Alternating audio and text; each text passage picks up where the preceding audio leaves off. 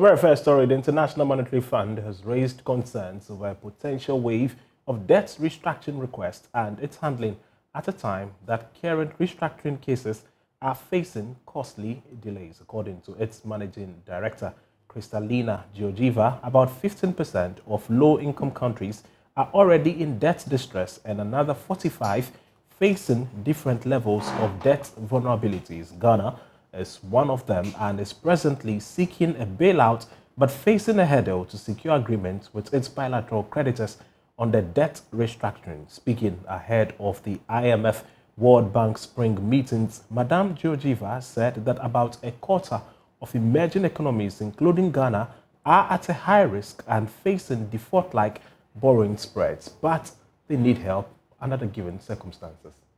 I want to make a double plea on their behalf. Help them handle the burden of debt, which has made life in this country so much harder because of multiple shocks in the last years. And secondly, help ensure that the IMF continues to be in a position to support them in the years ahead. Let me start with debt. About 15% of low-income countries are in debt distress, an additional 45% are near it. About a quarter of emerging market economies are at high risk, facing default-like borrowing costs. And this has raised a legitimate concern about the potential wave of debt restructuring cases.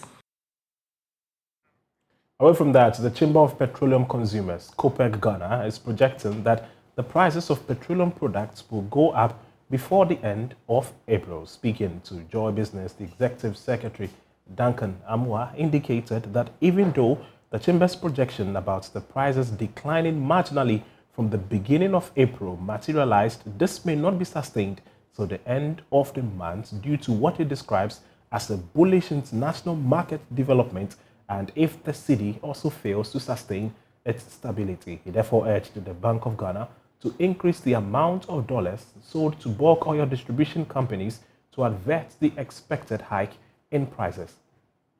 We would have wished this trend could be sustained or would continue because, of course, we would want to see fuel prices even tumble below 10.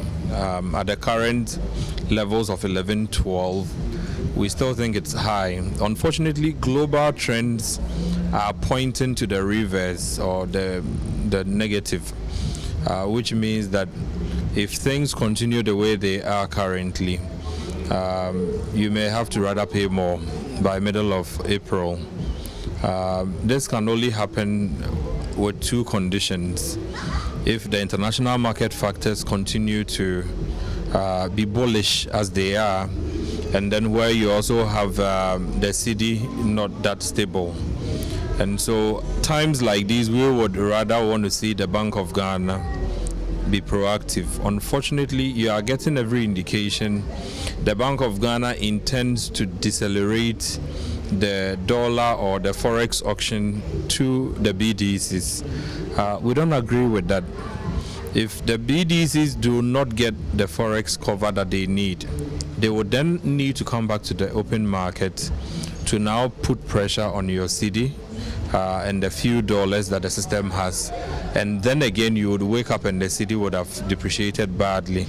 So we would rather wish the Bank of Ghana will stay the course where they are able to offer some significant forex volumes to the importers in order that they do not always have to apply the forward, FX rates in their pricing. If the BOG doesn't take note of this and would continue to insist on doing 120 million instead of the 200 that it has been doing over the period, we are quite certain that the middle of April, early May, fuel prices may go way higher than we probably would have wished for as a country.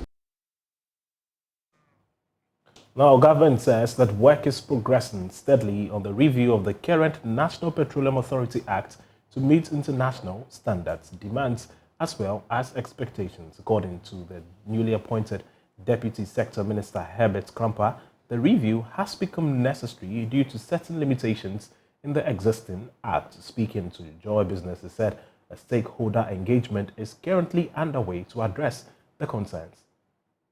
I think that's part of the programs and policies that the regulator is putting together. Diversion and smuggling continue to drain the economy, continue to bleed the economy. In terms of the blend, the various products that go into the blend, government is thinking about how to probably reduce the products that go into the blend, to remove some of the incentives that have been exploited over the years in these subsidies and in these products, to see that the smuggling will stop. I think these are all policies that are being put together, and in due course they will be announced by the regulator.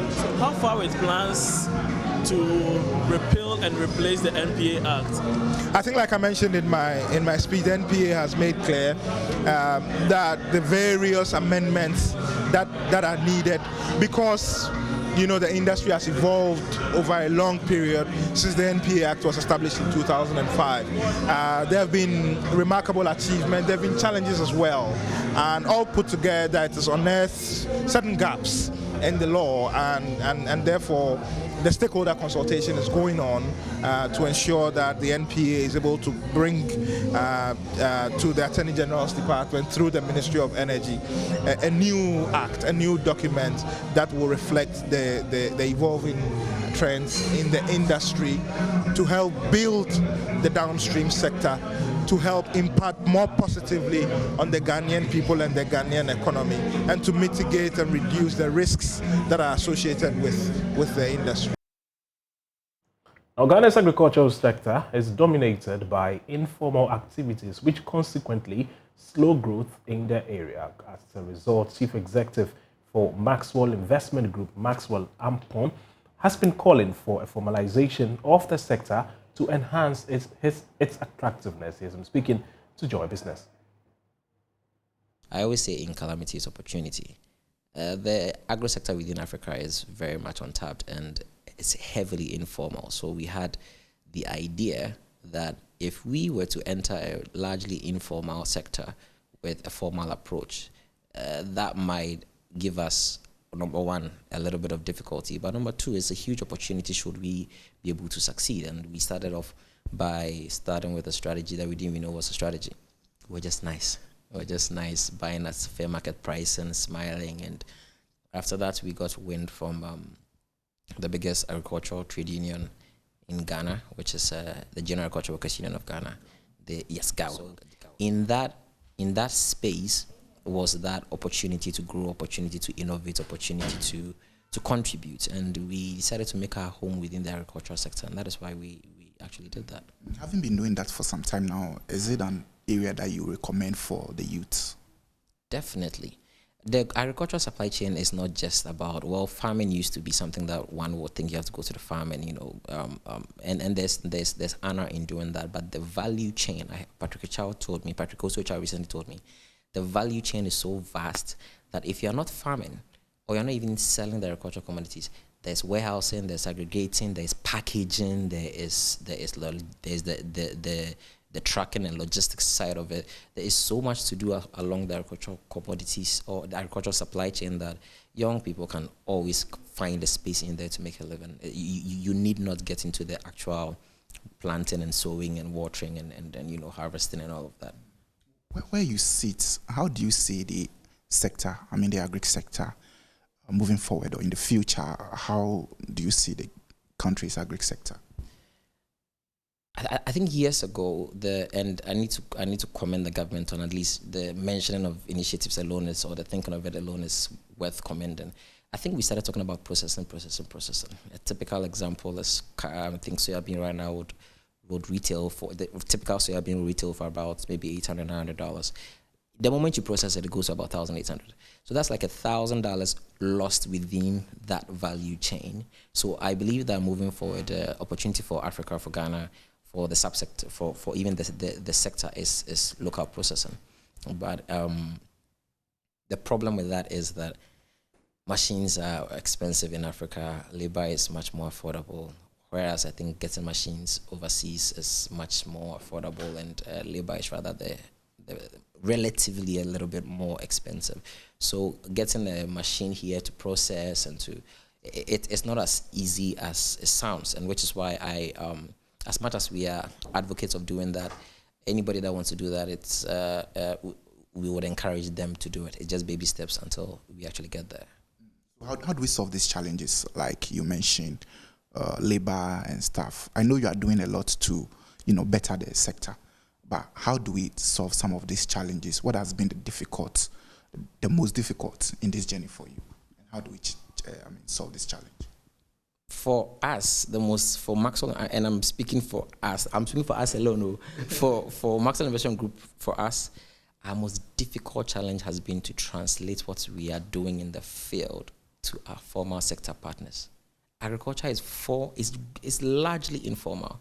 So how do you describe in investment, in informal terms, what the farmer is actually doing? And that is what we've been cracking our heads on how to really contribute to that. Because even recently, I think one of the biggest financial institutions in Ghana, who is our friend, and I think I would even mention them, GCB Bank. GCB, is the biggest bank by way of assets.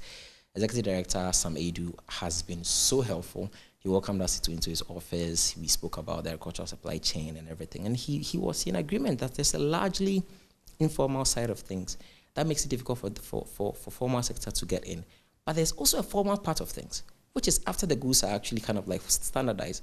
So Maxwell Investment Group, our job that we took upon ourselves, you mentioned why we entered the sector. Now, this is the clear answer. We standardize non-standardized commodities, making them internationally recognizable.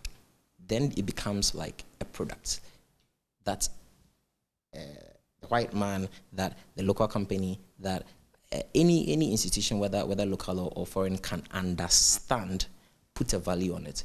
And then that value, we dissipate it along the supply chain. That way, I'm not looking to buy cheap products or less quality products for small money, cheating the farmer. Mine is I'm a ready market that buys good products, sell for more, pay more, everybody wins. And then we all just, go about our lives. So we standardize, non-standardized agricultural commodities products. So how has the market been for you? I mean, you did mention that you are a ready market and all that, but you also sell it to others. How has that market been for you? Frankly, we are very, very humbled by the reception of the sector. Basically, recently we did the MIG Business Forum, where we did it in conjunction with the Zongo and NICT Development Secretariat. I don't know Honorable Ben Abdullah from Adam, but when we called on him and said, we work in the Zongo communities, we are buying soya bean and shea nuts by the numbers in the north. We want to talk to the leaders and say, we want to work with you to add value, to contribute to something extra than just buy and sell, let's go away. He didn't shake his head. Our forum was attended by him, by Dr. Al-Hassan Andani even came, the Paramount Chief of Nasegru, Ambassador also came, the Muslim Council of Chiefs came, they all came. And we also have the support of media giants, agro giants in Ghana that have invested. Wilma is huge, right? Wilma is a strong partner of ours who have contributed to the land, and that is what we like about Wilma. They are people. They are not, I'm buying and I'm going, bye-bye, I'm taking my money away. They actually contribute. They hire a lot of people and contribute to tens of thousands of livelihoods in Ghana right now. And these are the partners that have welcomed the MIG concept, which is impact products and impact services, where we don't just do products and services. We want to have an impact in the community that we are in, because we realized also early on that community is a big part of the business model. Without community, you're basically just buying and selling, So away from the agri sector, let's move on to one other innovation that you are bringing on board, the USSD. Tell us briefly about it and why you are introducing such a thing into your business. I mentored one guy at the General School of Entrepreneurship who is now like a genius, a Web3 blockchain genius, right? Max Bunda. He has his company, Mineral Labs. They are experts in traceability. So that's where the idea came from. With traceability comes trust, comes confidence in whatever process that is happening. So So imagine if the meeting I had with Mr. Sam Edu from the executive director of GCB Bank. If I told him that, okay, the agro-commodities that is coming can be traced or can be, you would be able to know where it is at every point in time until it gets to the warehouse where it's finally standardized, maybe rebagged and standardized by SGS or Intertech. These are standardization organizations that take our products, check the quality, foreign matter, the protein level, everything, and gives us a report to say this is the quality of your product. At that point in time, it's a standardized product. Imagine if before that point in time, there was some kind of accountability and traceability for the product until then. The formal sector would then trust more to get into that sector more, because I don't see insurance entities giving insurance to farmers. I don't see it barely happens because they don't know. It's not their fault. There's risk involved in these things that we are trying to alleviate, but we do not want to complain. USSD is an infrastructure that is very, very easily accessible. I mean, the grandmother living in some village knows how to use mobile money very easily. So Max Bunda, what we are doing with Mineral Labs in the UK is we've partnered to create the MIG USSD, which is going to connect the traceability, accessibility, and the trust of blockchain and Web3 to USSD, such that it brings trust into the supply chain, so that we can welcome other partners. Not MIG is not, the agricultural sector is so huge. In fact, this is everything we're doing now is more of a call for other partners to join. We are not a bank, but would love for other financial institutions to join and say, because of the traceability of this, if the products were to be, for instance, standardized, put on a truck that has goods in transit insurance, the traceability of it is also done, then okay, I'm willing to give the farmer some money. I'm willing to give the farmer some insurance at this point. I'm willing to, and then we don't solve the whole problem, but we are moved an inch closer to the farm. We at MIG see ideas as open source, just like the way an open source technology would wish to see all of its ideas incorporated into other technology. We see, as we have mentioned it, and we hope that other partners and other companies and other people will just pick it up and make it bigger than what we even thought it would be. So what impact do you expect to have on the economy with this particular project? Because traceability is very good, and I mean, coming into such a space, what impact should we be expecting from you? If a tomato costs, I always use the tomato because everybody knows the tomato degrades very fast. If a tomato costs 1 cedi and you don't buy it in time, or you don't transport it in time, if you don't get to do what you want to do with it in time, in a short amount of time, the value goes up. So when you bring in partners into that formal sector, the farmer is no longer alone. The farmer now has an insurance partner. The farmer now has a financial partner. The farmer now, you understand? So that can then make sure that they have access to a bigger, better market. And we keep talking about job creation, adding to the economy. These things can actually be visualized. Gandhi. The tomato is an example of how if you do not transport it in time, you lose 50 pesos per tomato within like a certain amount of time. Imagine if there's 100 or 1 million tomatoes that went through this process. You'd have lost like 500,000 just by the delayance and the lack of partners to be able to push your agenda and your supply chain. The whole idea of what we are doing, or the impact we want to see is, we want to see more of the formal sector get involved in agriculture, so that the agricultural sector players are not isolated or felt alone. And frankly, they contribute more than half of the GDP. It's a huge market, but the suit and tie people like me, we normally don't like to get our hands dirty. But that is also where the money is. The billions we are looking for all over the globe, it is in the soil. It is there. So yeah, that's money in the bush. There's money. There's a lot of money in the bush. Plenty. So, and there's a lot of money for everybody in the bush. It's not just an MIG thing. So everybody should get involved in the bush. So, but there's another question that is lingering. Does the environment favors the sector? I mean, the business environment that we are in, even though we know that government has been doing something. Yes. I mean, currently, does it favor the sector? Well, that's a sensitive question, number one, because if I say yes, it favors the sector, then that means everything is smooth. If I say it doesn't favor the sector, that means that nobody's doing anything to help the sector. So what I would say is that MIG is here to buy agro commodities. We've done a lot of soya bean. We have an export license. We are now going to do shea nut in large quantities, no matter how bad the sector is, or the buyer better at good price. We represent that ready market that, regardless of how, whatever the comedian is, is happening at the background, we represent a ready market that will buy, will pay on time, and you can trust the MIG brand.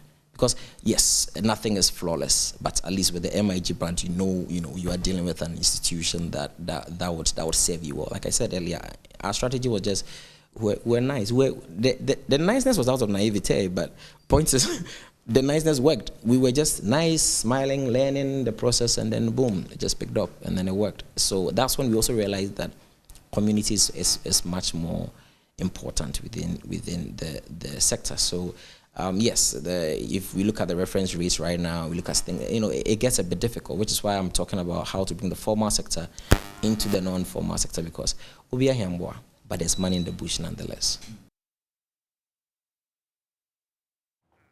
Let's take a breather at this point. The bulletin continues shortly.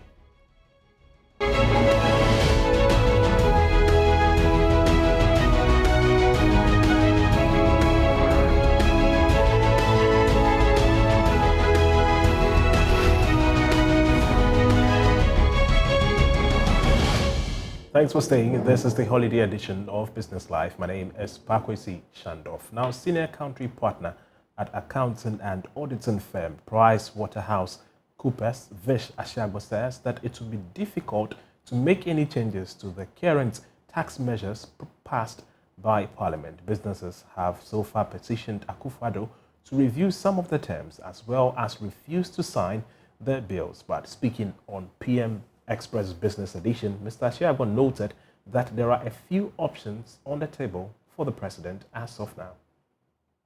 I'm not a lawyer, nor do I claim to know about parliamentary or procedure of that nature. But as far as I know, once the legislature has passed a bill into law, the only thing left is to receive presidential assent. I stand to be corrected, but I do not believe the president can choose to strike out clause 1, 2, and 5, for example, and leave the rest. So, to best of my knowledge, the best the president can do is decline to give assent. But he has 90 days, I understand, to work with him. That if he doesn't do that, he needs to write back to Parliament and give his reasons. So that's the point, that Parliament, in its wisdom, has passed these bills into law. So if there's to be any amendment, it has to go back through the process. But the president cannot just sit in his office and decide to strike out or to amend or whatever else.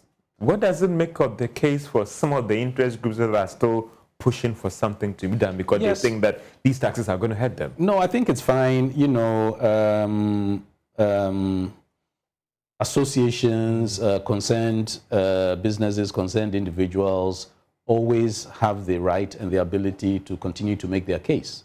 And then as circumstances change, amendments can be introduced or different things can be done.